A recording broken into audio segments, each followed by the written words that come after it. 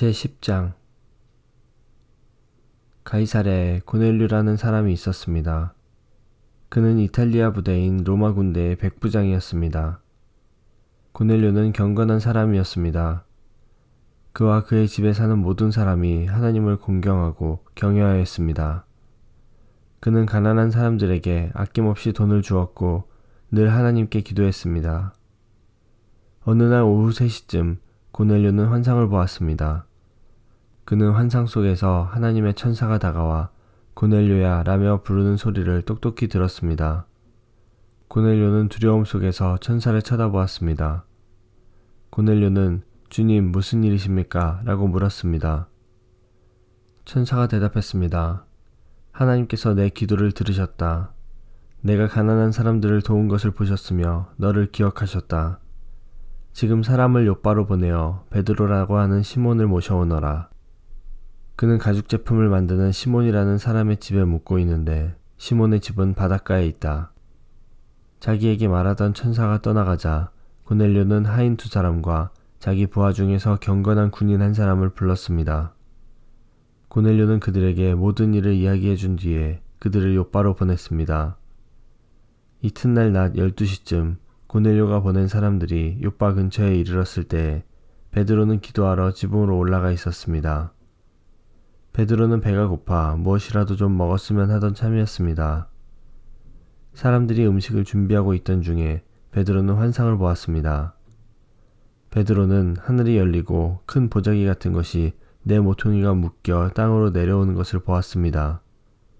그 안에는 갖가지 4발 달린 짐승들과 땅에 기어다니는 파충류와 날짐승들이 들어있었습니다. 그때 베드로에게 음성이 들려왔습니다. 베드로야, 일어나 그것들을 잡아먹어라. 이에 대해 베드로는 주님, 그렇게는 못하겠습니다. 저는 속되거나 부정한 것을 지금까지 먹은 적이 없습니다. 라고 대답했습니다. 2번째로 음성이 들려왔습니다. 하나님께서 깨끗하게 하신 것을 속된 것이다 라고 하지 마라. 이런 일이 3번 있은 뒤에 보자기는 즉시 하늘로 올라갔습니다. 자기가 본 환상이 무슨 뜻일까 하고 베드로가 곰곰이 생각하고 있을 때 고넬료가 보낸 사람들이 시몬의 집을 찾아와 문 앞에 서 있었습니다. 그들은 문 밖에서 베드로라는 시몬이 여기 계십니까? 라고 소리쳐 물었습니다. 베드로가 아직 그 환상에 대해 생각하고 있는데 성령이 베드로에게 말씀하셨습니다. 시몬아, 3사람이 너를 찾고 있다. 일어나 내려가거라. 그들은 내가 보낸 사람들이니 주저하지 말고 그들을 따라가거라. 베드로가 그 사람들이 있는 곳으로 내려가 말했습니다. 내가 그대들이 찾는 사람입니다. 무슨 일로 오셨습니까?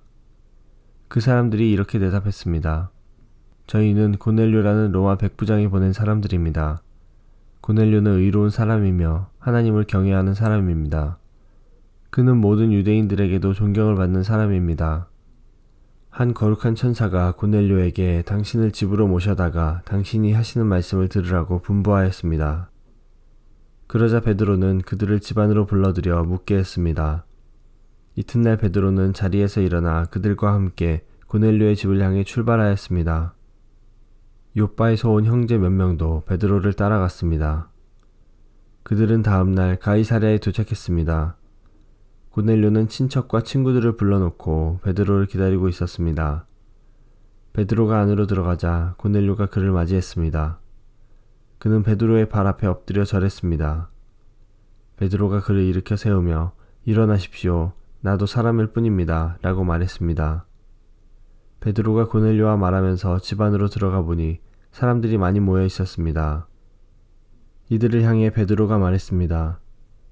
여러분도 잘 아시겠지만 유대인이 이방 사람을 사귀거나 그의 집에 찾아가는 것은 유대법에 어긋나는 일입니다만 하나님께서는 저에게 어떤 사람도 속되거나 부정하다고 해서는 안 된다는 것을 보여주셨습니다. 그래서 여러분이 저를 불렀을 때 이 일을 제기하지 않고 따라온 것입니다. 자, 무슨 일로 저를 부르셨는지 말씀해 주십시오.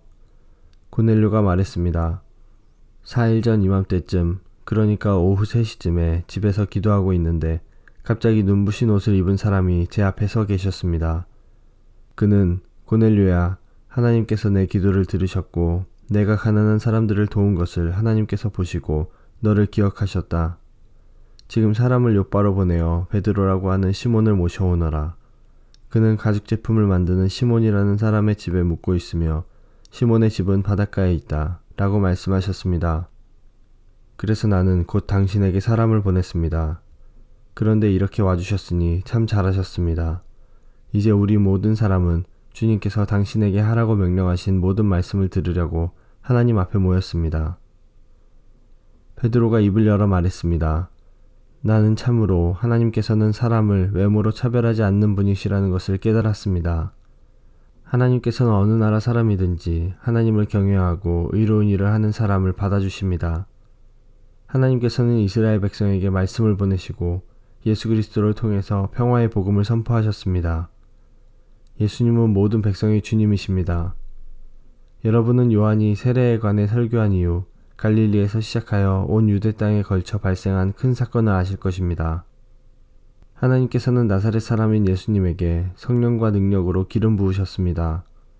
그분은 두루 다니시면서 선한 일을 하셨고 귀신에 사로잡힌 사람들을 고쳐주셨습니다.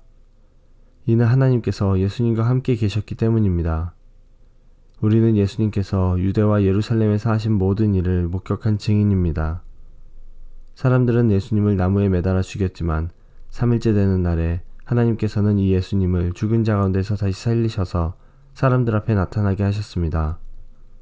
그러나 예수님께서 모든 사람들에게 나타나신 것이 아니라 하나님께서 이미 증인으로 택하신 우리들에게만 보이셨습니다. 우리는 예수님께서 죽으셨다가 다시 살아난 뒤에 그분과 함께 먹고 마셨습니다.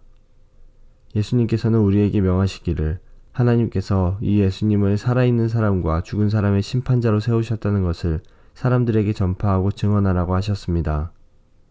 모든 예언자들도 예수님을 믿는 사람은 다 그분의 이름으로 죄를 용서받는다고 증언했습니다. 베드로가 이런 말을 하고 있을 때 말씀을 듣고 있던 모든 사람들 위에 성령께서 내려오셨습니다.